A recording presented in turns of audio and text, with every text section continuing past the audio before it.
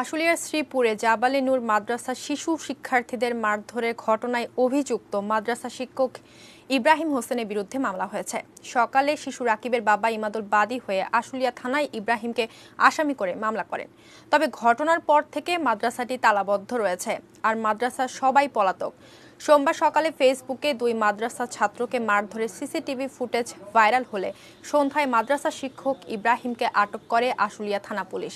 না জানিয়ে মাদ্রাসার বাইরে যাওয়ায় শিশু শরীফুল ইসলাম রাকিব এবং তাকে সাহায্য করায় সহপাঠী মাহফুজকে পিটিয়ে আহত করেন ওই শিক্ষক।